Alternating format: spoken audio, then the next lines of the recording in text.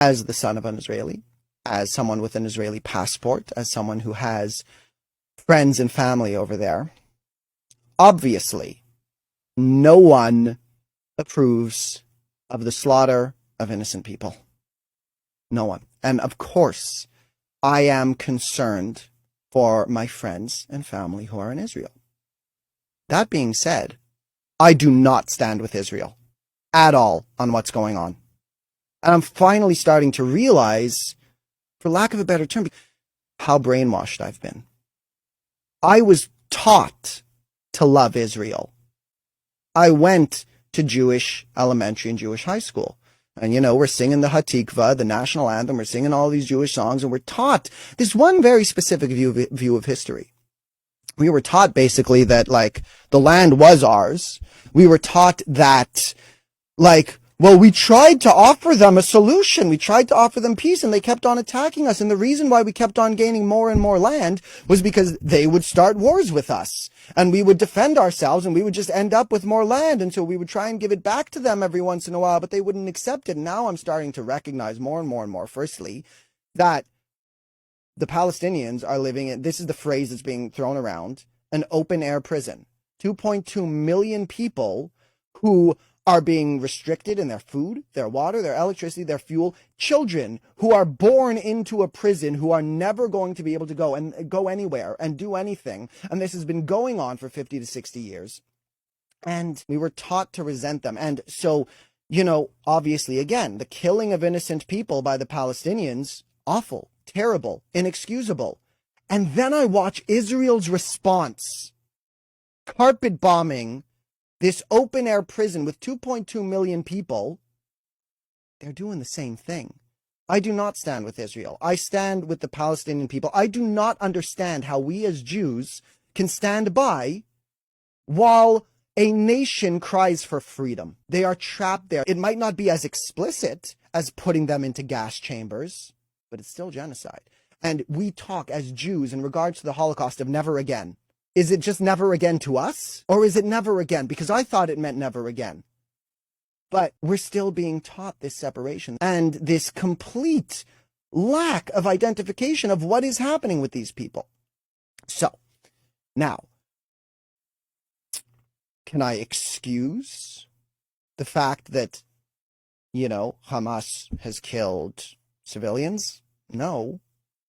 But does that change other elements of the situation? So this is what I'm saying, where we're going from this binary black and white of they are bad, we are right, to wait a minute, there's a much more complicated situation going on here.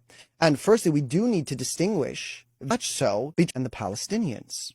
And even to the extent that we are going to call Hamas terrorists. I don't know. Firstly, there was a story floating around of them beheading 40 babies. Now we look at something like that, and that makes us think, oh, well, they are evil. Because I like to think that even in the uprising, in the Holocaust, the Warsaw Uprising, the concentration camp uprisings, I would like to believe that even in those situations, the Jews who were rising up didn't attack and kill civilians just for the sake of it. They wouldn't commit atrocities. They wouldn't rape German women. That being said, I don't know. Maybe they did. But beside the point. We were told that Hamas beheaded 40 babies. And we look at that, and that gives us they are terrorists. That's beyond any freedom fighting thing. That there's beyond no excuse. And then turns out, wait a minute, there is no evidence of that. And the news outlets that first put out that story then retract the statement. You can't retract a statement.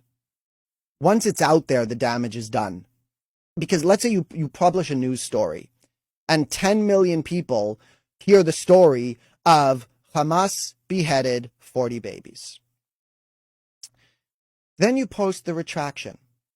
Firstly, the retraction doesn't get as much news as the original post. So 10 million people heard you say that Hamas beheaded 40 babies, and only 2 million people heard you make that retraction. And even of the ones that did hear you make that retraction, half of them don't believe it. And even if they do believe it, that image is still in your head.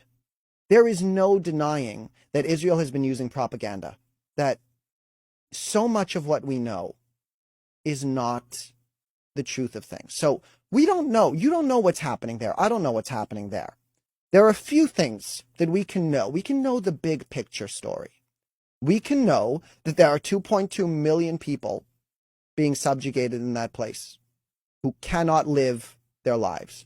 We can know for certain that civilians were killed from Hamas, from the Palestinians, and we can know for certain that even more civilian and children were killed by Israelis' response. So, firstly, let's open up our interpretation of everything that's going on there. Let's move from this binary, black and white, to they are wrong and we are right, to wait a minute. The Israelis are causing more death, really, than the Palestinians, and we're being taught that, wait, we're the good guys here because this is our land kind of thing, because we're standing up for ourselves. It's not our land. We were given the land. This is like, if someone comes up to you, the government comes up to you right now and says, hi, here's this person, they're a refugee from Syria. This is their house now. Like, what do you mean this is their house now? Well, here's this person, they're a refugee, they've been in a lot of pain, and we've decided to host these people, so this is their house now. You're going to have to leave. I don't want to leave. Okay, fine. I'll tell you what, they'll take the left side of the house, and you take that little 10%, that one room. You keep your bedroom, but they get the rest of the 90% of this house. Is that acceptable to you? And you go, no. And they go, well, now it's your fault. So go to your bedroom, and we're going to lock you in there. That's basically what happened. Sorry, I got more passionate about this than I expected to.